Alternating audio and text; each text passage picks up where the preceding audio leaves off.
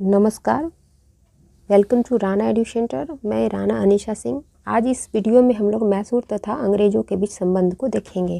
तो आइए इसको शुरू करते हैं। देखेंगे कि तालीकोटा युद्ध जो कि 1565 ईस्वी में हुआ था, इससे विजयनगर साम्राज्य का पतन होता है और उसके बाद जो है कई राज्यों का उदय होता है, जिसमें से एक मैसूर था। जब मैसूर का उदय होता है तब इस पे वोडेयर वंश का शासन शुरू हो जाता है। वोडेयर वंश का अंतिम शासक चिक्कार कृष्णराज वोडेयर द्वितीय था। इसका शासन 1734 से 1766 के तक चला है। ये जो लास्ट वाले जो शासक थे वोडेयर वंश के, ठीक है, उनके शासन काल में दो मंत्री थे। ये दोनों भाई थे, देवराज और नंदराज के नामों से। नंदराज के द्वारा 1755 में डिंडीगुल किले का फौजदार बनाया गया था। वहाँ पर एक आधुनिक शस्त्रागार का स्थापना किया गया था। हैदर अली 1761 में राजा कृष्ण वोडेयर द्वितीय को बंधक बनाकर मैसूर का राजा बन गया था। ये जो हैदर अली है वो नंदराज के अंडर में जो है वो वहाँ पे एक सिपाही के तौर पर भर्ती हुआ था और फाइनली ये अपना धीरे धीरे अपनी शक्ति को इतना बढ़ाता है कि लास्टली ये 1761 में राजा, वहाँ के जो राजा थे कृष्णराज वोडेयर द्वितीय, उन्हीं को बंधक बनाता है और मैसूर का फाइनली ये राजा बन बैठता है। हैदर अली द्वितीय आंग्ला मैसूर युद्ध के दौरान यानी 1782 में मारा जाता है। इसके बाद इसके पुत्र टीपू सुल्तान का जो सत्ता है वहाँ पे स्थापित होता है। टीपू सुल्तान इसने जो है श्रीरंगपट्टनम को अपनी राजधानी बनाया तथा यहाँ पे जैकोबिन क्लब जो कि फ्रांस के तर्ज पर स्थापित किया गया था। श्रीरंगपट्टनम में फ्रांस एवं मैसूर का प्रतीक स्वतंत्रता का वृक्ष भी लगवाया। विदेशों में आधुनिक पद्धति से दूतावास की स्थापना भी की। एक एक पॉइंट से हर क्वेश्चन बना हुआ है, सारे याद रखेंगे। थॉमस मुनरो के द्वारा टीपू सुल्तान को अशांत आत्मा की संज्ञा दी गई थी। यहाँ से भी क्वेश्चन पूछा जा चुका है। टीपू सुल्तान को सैरे मैसूर भी कहा जाता है, एकदम याद रखेंगे, यहाँ से भी क्वेश्चन पूछा गया है। यह उपाधि जो है सैरे मैसूर इनके पिता हैदर अली के द्वारा दिया गया था, ये याद रखिएगा, अभी तक नहीं पूछा गया है ये। श्रृंगेरी मंदिर में शारदा देवी के मूर्ति के लिए धन दिया गया था, जो दिखाता है कि ये सहिष्णु शासक के तौर पर जो है वो कार्य कर रहा था।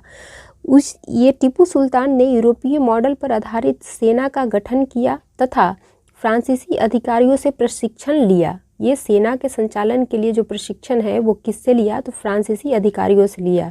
हैदर अली का शासन 1761 से 1782 तक था, तो वहीं टीपू सुल्तान का कार्यकाल 1782 से 1799 तक था। याद रखिएगा, हैदर अली की मृत्यु जो है वो द्वितीय आंग्ल मैसूर युद्ध में होती है, तो टीपू सुल्तान की मृत्यु चतुर्थ आंग्ल मैसूर में 1799 में हो जाती है। दोनों से क्वेश्चन बना हुआ है ऑलरेडी। चतुर्थ आंग्ल मैसूर युद्ध में टीपू सुल्तान की मृत्यु के बाद कृष्णराज वोडेयर तृतीय को शासक बनाया गया है। यही वोडेयर वंश के ये शासक थे और ये बिहार ईसाई में क्वेश्चन पूछा भी गया था कि टीपू सुल्तान की मृत्यु के बाद किस वंश के कृष्णराज तृतीय को मैसूर का शासक बनाया गया था, तो यही वोडेयर वंश का था, याद रखेंगे। अब यहाँ देखेंगे आंग्ल मैसूर युद्ध। तो प्रथम आंग्ल मैसूर जो युद्ध है वो 1767 से 1769 के बीच में होता है। डेट एकदम याद रखेंगे, मैचिंग में पूछते रहता है ये हर कोई ना कोई एग्जाम में। ये जो युद्ध है वो मद्रास की संधि के माध्यम से समाप्त होता है, जो कि 4 अप्रैल 1769 को होती है। याद रखेंगे कि जिस वर्ष तक ये युद्ध चला है उसी वर्ष में जो है ये संधि होती है और युद्ध की समाप्ति होती है। इस युद्ध की विशेषता है कि प्रारंभ में इस युद्ध में अंग्रेज, मराठा और निजाम साथ में लड़ रहे थे। कुछ दिन के बाद ये जो मराठा और निजाम है इनको कुछ एहसास होता है और ये हैदर अली का साथ देने लगते हैं, जिसके बाद हैदर अली जो है वो विजयी होता है यहाँ पे। तो यहाँ से क्वेश्चन पूछा हुआ है कई बार, ये याद रखेंगे कि प्रथम आंग्ल मैसूर युद्ध में हैदर अली विजय होता है। इस समय ब्रिटिश गवर्नर जो थे वायरलिस्ट थे, यहाँ से भी क्वेश्चन बना हुआ है ऑलरेडी। देखेंगे द्वितीय आंग्ल मैसूर युद्ध जो कि 1780 से 1784 के मध्य हुआ। मैंगलोर की संधि के माध्यम से इस युद्ध की समाप्ति की गई। ये जो मैंगलोर की संधि हुई थी वो 1784 ईस्वी में हुई थी। इसकी विशेषता क्या रही है, तो अंग्रेज के द्वारा संधि का उल्लंघन किया गया। इसके पहले जो संधि हुई थी ये मद्रास की संधि, उसके जो टर्म एंड कंडीशन थे उसका उल्लंघन जो है वो अंग्रेजों के द्वारा कर दिया गया। अंग्रेजी सेना का नेतृत्व आयरकुट के द्वारा किया गया। इसी युद्ध के दौरान पोर्टो नोवा में युद्ध हुआ जो कि दिसंबर 1782 में हुआ, जिसमें हैदर अली की मृत्यु हो गई और इसी में जो है वो आयरकुट के द्वारा नेतृत्व किया जा रहा था। टीपू सुल्तान जो है हैदर अली की मृत्यु के बाद जो है मैसूर का जो सत्ता है वो अपने हाथ में लेते हैं और साथ में इस युद्ध का भी संचालन करते हैं। ये युद्ध जो है वो फाइनली बराबरी पर समाप्त होती है और इसमें ब्रिटिश जो गवर्नर थे वो वॉरेन हेस्टिंग्स थे। ये ब्रिटिश गवर्नर याद रखना होगा, कई एग्ज़ाम में खासकर यूपी वाले जो एग्ज़ाम कंडक्ट कराते हैं वहाँ पे ये मैचिंग में पूछ देता है कि कौन कौन से युद्ध के समय कौन कौन से गवर्नर थे। अब मैच करिए आप लोग। आइए यहाँ देखते हैं तृतीय युद्ध।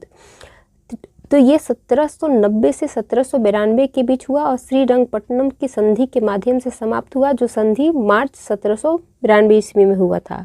टीपू जो है वो फ्रांस एवं कुस्तुनतुनिया से समर्थन लेता है।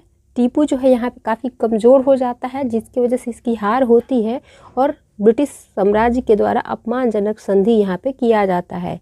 कर्नवालिस इसी समय कहता है ये जो संधि होती है उसके बाद ये कर्नवालिस कहते हैं कि मित्र को अधिक मजबूत तथा शत्रु को कमज़ोर कर दिया। ये स्टेटमेंट कई एग्जाम में बार बार देखने को पूछता है, याद रखिएगा। इस समय जो ब्रिटिश गवर्नर थे लॉर्ड कर्नवालिस थे, इनकी स्टेटमेंट है, यही गवर्नर थे, एकदम याद होना चाहिए।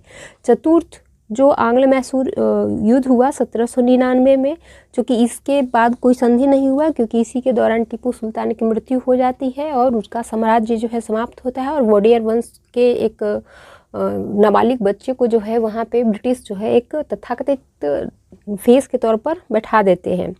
यहाँ पे इस युद्ध में 1799 में टीपू की मृत्यु हो जाती है। सहायक संधि स्वीकार नहीं किया जाता है अंततः टीपू सुल्तान के द्वारा। इस समय जो है ब्रिटिश गवर्नर वेलेज़ली थे, याद रखेंगे। वेलेज़ली के द्वारा इस युद्ध को जीतने के बाद कहा गया था कि अब पूर्व का साम्राज्य मेरे कदमों में है और यही स्टेटमेंट से भी कई बार क्वेश्चन देखने को मिला है। मैसूर जीतने के बाद आयरलैंड के लॉर्ड समाज ने वेलेज़ली को मार्विक्स की जो है उपाधि देते हैं। यहाँ से भी ऑलरेडी क्वेश्चन बना हुआ है तो आपको याद होना चाहिए। यहाँ पे देखेंगे जिक्र आया था कि सहायक संधि जो है वो फाइनली टीपू सुल्तान के द्वारा स्वीकार नहीं किया जाता है, तो ये वेलेज़ली के द्वारा 1758 में सहायक संधि की शुरुआत की गई थी। एकदम याद रखेंगे, यहाँ से भी मैचिंग में क्वेश्चन पूछते रहता है। अब आइए देखते हैं इस फैक्ट्स पे कुछ क्वेश्चन। तो पहला क्वेश्चन है कि प्रथम आंग्ल मैसूर युद्ध में कौन विजित हुआ, ये यूपीपीसीएस में पूछा गया था। तो वो जो है विजित हुए थे हैदर अली। 1755 में डिंडीगुल में आधुनिक शस्त्रागार की स्थापना किसके द्वारा की गई थी, ये भी यूपीपीसीएस में पूछा गया था। तो ये किया गया था हैदर अली के द्वारा। हैदर अली को पोर्टो नोवा के युद्ध में किस वर्ष मृत्यु प्राप्त हुई थी, तो 1782 में हुई थी। टीपू सुल्तान के द्वारा कहाँ अपनी राजधानी बनाई गई थी, तो श्रीरंगपट्टनम में, जो कि बीपीएससी पीटी में जो है पूछा गया है। किसने विदेशों में आधुनिक पद्धति से दूतावास स्थापित किया था, ये यूपीपीसीएस और यूपीएससी यानी आईएएस वाले एग्जाम में भी पूछा गया है। तो ये जो स्थापित किया गया था वो हैदर अली के टीपू सुल्तान के द्वारा किया गया था। किसके द्वारा, विदेशों में आधुनिक दूतावास की स्थापना की गई थी, टीपू सुल्तान के द्वारा। चलिए आइए छठा यहाँ पे क्वेश्चन देखते हैं कि अंग्रेजों ने किससे श्रीरंगपट्टनम की संधि की थी, ये बीपीएससी पीटी में पूछा गया था। तो ये जो संधि की गई थी वो टीपू सुल्तान के द्वारा की गई थी।